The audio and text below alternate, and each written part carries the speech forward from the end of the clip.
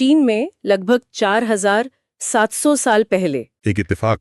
हाँ, सम्राट शेननोंग और उबलते पानी में गिरी वो पत्तियां। और कैसे वो दवा से रोज का पेय बन गया। जापान की वो खास चाय रस्म चाडो। फिर भारत में अंग्रेजों की शुरुआत। और हमारी अपनी मसाला चाय। आज पानी के बाद दुनिया का दूसरा सबसे पसंदीदा पेय।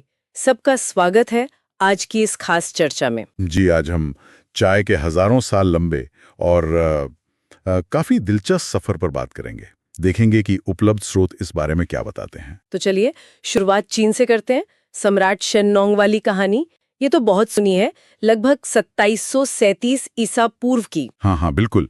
कहते हैं कि सम्राट जब उबला पानी पी रहे थे तो हवा चली और कुछ जंगली चाय की पत्तियां उनके प्याले में आ गिरीं। अच्छा। और उन्हें उसका स्वाद बड़ा ताजगी भरा लगा।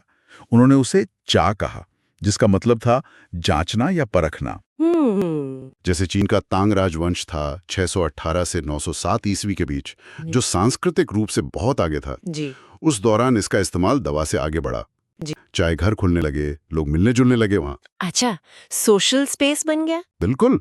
और सोंग राजवंश तक आते आते यानी 960 से 1279 ईस्वी तब तक तो ग्रीन टी, उलोंग टी बनाने की खास तकनीकें भी आ गई थीं। और चाय उनकी संस्कृति का एक जरूरी हिस्सा बन गई। और चाय अच्छा, चीन से फिर ये जापान कैसे पहुंची? वहाँ की चाय रस्म चाडो वो तो बहुत मशहूर है। जी, वो 8वीं सदी में जापानी बौद्ध भिक्षु चीन से ले गए। भिक्षुओं के जरिए। हाँ, पर शुरू में ये बस पुजारियों और क्या कहते हैं ऊंचे वर्ग तक ही थी। ध्यान में जागते रहने के लिए पीते थे। फिर 12वीं सदी में इसे दोबारा लाया गया और तब ये धीरे धीरे सब लोगों में फैली। और जो जापानी चाय रस्म है, सादो या चाडो, हाँ, चाय का मार्ग। जी, चाय का मार्ग, वो 15वीं-16वीं सदी में बनी। सेन्नो रिक्यू नाम के एक व्यक्ति का इसमें बड़ा योगदान माना जाता है। उन्होंने सादगी और 4 उसूलों पर जोर दिया: सद्भाव, सम्मान, पवित्रता और शांति। ये तो सिर्फ चाय पीना नहीं हुआ। नहीं, बिल्कुल नहीं। ये एक तरह की ध्यान प्रक्रिया है और इसमें वो माचा यानी पिसी हुई ग्रीन टी इस्तेमाल होती है। ये तो हुई जापान की बात, पर भारत में क्या यहाँ चाय पहले से थी? क्योंकि पौधा तो यहाँ भी था ना, कैमिलिया साइनेंसिस। बिल्कुल सही। भारत के उत्तर पूर्वी इलाकों में जैसे असम में ये पौधा जंगली रूप में सदियों से उग रहा था। हाँ। सिंगफो जनजाति के लोग तो कहते हैं 12वीं सदी से ही इसका इस्तेमाल कर रहे थे, पर उनका तरीका अलग था। वो पत्तियों को बांस की नली में भर के पीते थे। अच्छा, अलग तरीका। हाँ, लेकिन जो हम आज चाय की खेती देखते हैं वो अंग्रेजों ने शुरू की। 1823 में रॉबर्ट ब्रूस नाम के एक स्कॉटिश खोजकर्ता थे। हाँ, सुना है। उन्होंने असम में इन देशी पौधों की पुष्टि की। फिर उनके भाई चार्ल्स ब्रूस ने काम आगे बढ़ाया और 1837 में असम के छाबुआ में पहला कमर्शियल टी गार्डन बना। और जो चाय हम भारतीय पीते हैं, दूध मसाले वाली मसाला चाय, वो कैसे आई? ये तो बिल्कुल अलग स्वाद है। हाँ, ये पूरी तरह से भारत की अपनी देन है, एकदम देसी। सही। हुआ यूं कि शुरुआत में चाय महंगी थी, ज्यादातर बाहर जाती थी। तो यहाँ के जो लोकल वेंडर थे, उन्होंने बची हुई या थोड़ी कम क्वालिटी की पत्तियों का इस्तेमाल शुरू किया। अच्छा, जुगाड़। हाँ, कह सकते हैं। उन्होंने इसमें दूध, चीनी और मसाले, अदरक, इलायची, दालचीनी, लौंग, काली मिर्च, ये सब डालकर उबाला।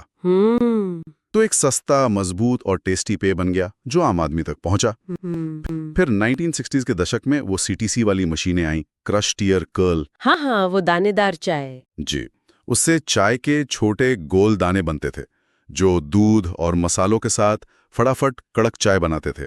इसने मसाला चाय को और भी पॉपुलर कर दिया। आज अगर देखें तो दुनिया भर में चाय उद्योग कितना बड़ा है? बहुत बड़ा।